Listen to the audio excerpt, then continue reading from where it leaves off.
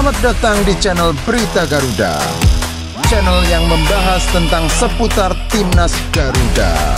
Berita Gar, no hoax, no lebay.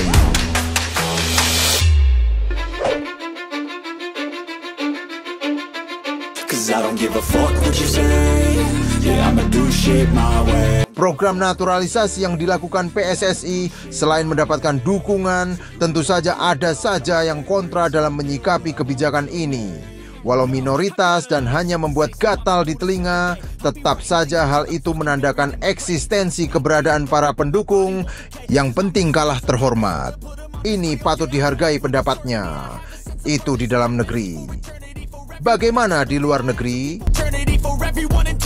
Program naturalisasi merupakan program wajar, sah dan legal yang diperbolehkan FIFA, tentu dengan persyaratan tertentu. Prancis, Jerman, Italia, Spanyol, sampai Maroko adalah negara-negara yang tahu betul memanfaatkan program ini untuk meningkatkan prestasi timnasnya. Gak ada tuh ujaran-ujaran nyinyir di Eropa sana saat Prancis menggait Kylian Mbappe yang jelas-jelas keturunan Kamerun itu. Ada sih, 1-2 meme bertebaran menyindir kebijakan PSSI-nya Prancis itu, tapi mereka gak peduli. Ora urus begitu bahasa Prancisnya. Hasilnya, Prancis digendong kemana-mana sama Mbappe di 2018 hingga juara Pildo. Top Markoto. Bagaimana dengan Indonesia? Heboh, iri, nggak terima saat PSSI mampu mendatangkan pemain keturunan ke bumi pertiwi. Dalam hal ini tentu saja trio kuek-kuek ASEAN, Malaysia, Vietnam, dan Thailand yang baru-baru ini menyindir program eksodus pemain Holanda ini. Dan yang terakhir dan yang terbaru, sampai-sampai negara kecil tengil di sepak bola, Maladewa, ikut-ikutan nyinyirin program Erick Thohir ini. Kami memakai pemain kelahiran tanah air kita sendiri, katanya. Sakarepmu dalam bahasa Maladewa yang artinya terserah. Kenapa sih negara-negara itu pada heboh dan meracau? Pertama, kualitas. Saat Filipina melakukan hal yang sama, tak ada satupun yang menanyakan dan menyatakan keberatan. Karena apa? Karena Filipina bukan ancaman berarti, guys. Kualitas rekrutan Pinoy ini boleh dikata semenjana, kecuali Neil Etheridge. Mereka pada teriak keberatan kepada kita, jelas karena pemain keturunan itu berkualitas.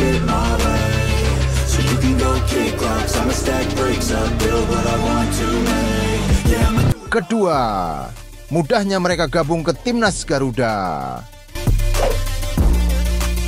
Satsetnya kinerja PSSI mengurus kepindahan pemain keturunan membuat panas dingin negara yang gak mampu melakukan itu. Ini adalah kerja tim super yang patut kita syukuri keberadaannya.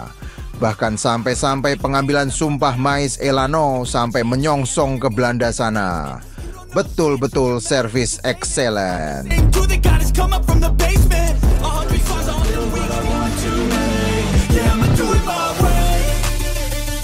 Ketiga, sejarah masa lalu yang menguntungkan.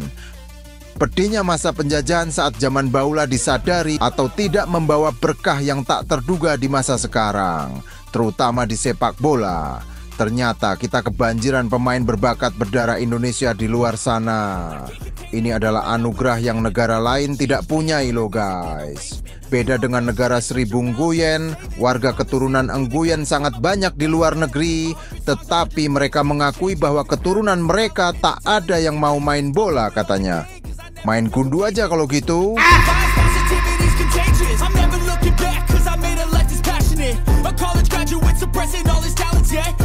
Keempat, supporter timnas yang fanatik.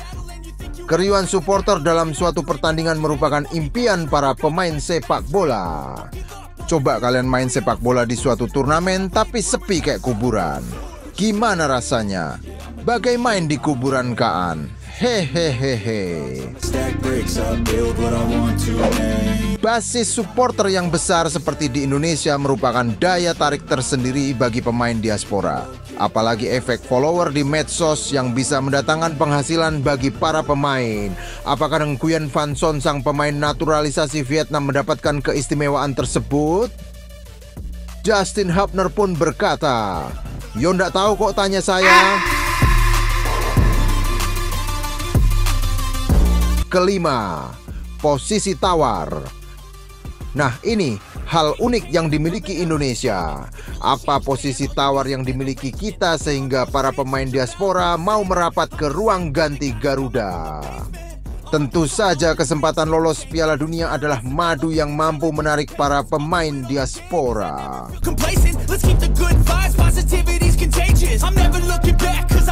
Selain itu, peran Shin Tae-yong yang mampu meletakkan dasar permainan timnas yang memukau mampu menarik minat para pemain diaspora untuk bergabung.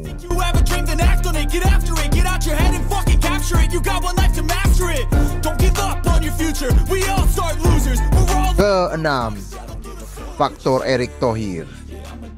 Bukan mau menghina, bagaimana jika ketum PSSI kita adalah Datuk Hamidin, ketum FAM asal Malaysia itu? Apakah mampu mendatangkan pemain diaspora seperti yang dilakukan Erick Thohir? Jelas ini dibutuhkan kemampuan negosiasi, track record menjadi presiden Inter Milan, kedekatan dengan presiden FIFA, dan tentu saja negara kita, negara besar yang sedang menggeliat untuk bangkit menghantam musuh-musuhnya. Faktor apalagi yang membuat negara tetangga semakin panas ya guys? Tulis di kolom komentar ya.